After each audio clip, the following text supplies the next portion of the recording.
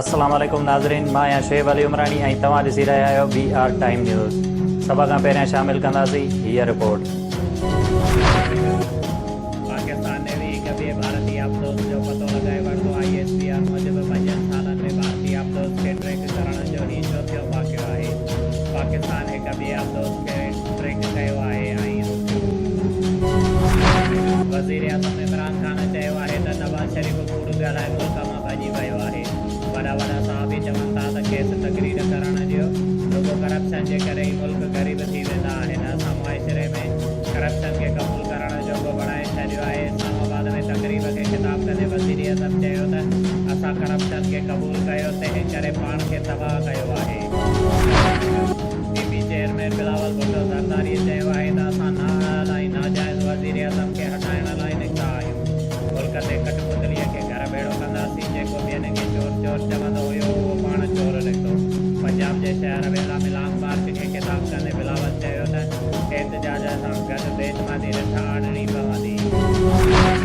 हुकूमत ख़िलाफ़ बेतमादी रिथ ते अपोज़िशन में डेडलॉक ख़तमु। समूरा मामला तइ थियण बैदि अॻूणे वज़ीर आज़म नवाज़ शरीफ़, आसिफ अली ज़रदारी, मौलाना फज़ल रहमान ऐं शहबाज शरीफ़ खे ग्रीन सिग्नल ॾेई छॾियो। बेतमादी रिथ कामयाब थियण ते अपोज़िशन जे 3 वॾनि वज़ीरनि में फौरी चूंडनि ते इतफ़ाक़। PGM ऐं PP खे फौरी चूंडनि जो क़ाइल करे वरितो। हुन खां अॻु PP फौरन चूंडनि बदिरां आइनी मुदो पूरो करण जी ॻाल्हि कई हुई। मुख़ालिफ़ दौर पार्टियुनि बेतमादी रिथ जो मसवदो तयारु करे वरितो। अपोज़िशन जे 80 खां वधीक मेंबर्स जूं मसवदे ते सहियूं थियल। बेतमादी रिथ ऐं रेक्यूज़ेशन कंहिं बि वक़्तु क़ौमी असेंबलीअ में जमा कराए सघिजे थी।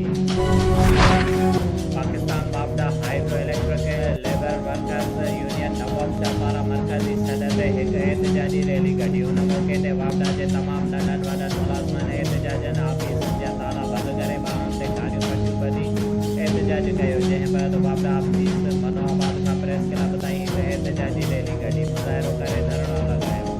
प्रेस क्लब साम्हूं बाबडा खे निजकारी वारे फ़ैसिले कंदड़ ख़िलाफ़ सख़्तु नारेबाज़ी कई। हुन मौक़े ते यूनियन अॻवान अनवर हुसैन, जाबियो अली असगर, ख़ासकेली मीर मोहम्मद लखमीर, सरफराज़ मेमून ऐं सबर लाशारी मुज़ाहिरीन खे ख़िताब कंदे चयो त बेप्को खे प्राइवेट करण ऐं हुन जे तमामु डिस्ट्रीब्यूशन कंपनियुनि में प्राइवेट चीफ इंजीनियर ऑफिसर्स मुक़ररु करण वारे हुकूमती फ़ैसिले जी सख़्तु लफ़्ज़नि में मज़म्मत कयूं था। हुननि चयो त हुकूमत वक़्त खां मुतालबो करियूं था त बिजलीअ वारे खाते खे निजकारीअ वारो फ़ैसिलो वापसि वरितो वञे, छाकाणि अहिड़नि नामनिहाद फ़ैसिलनि खे असांजे यूनियन मुल्की सतह ते चैलेंज कंदी, जंहिंमें इदारे खे तबाह अवामी फ़ाइदे खे नुक़सानु पहुचाइण में ऐं मज़दूर जी नौकरी दाव ते लॻल हुजे। अॻवाननि चयो त हुक्मराननि खे घुरिजे त मुल्क जे फ़ाइदे में उन्हनि जे हक़नि में फ़ैसिलो करे। बाबडा खे निजकारीअ वारे अमल खे फुल फौर ख़तमु करे। आख़िर में उन्हनि चयो त असां हिन पुरअमन एहतजाज खे कमज़ोर न सम्झियो वञे। असांजो मक़सदु आहे त ग़रीब ऐं मज़दूरनि जो आवाज़ ऐवाननि ताईं पहुचाइण आहे। शुएब अली उमरानी खे ॾींदा इजाज़त। वधीक ख़बरुनि ऐं अपडेट्स लाइ ॾिसंदा रहो BR टाइम न्यूज़।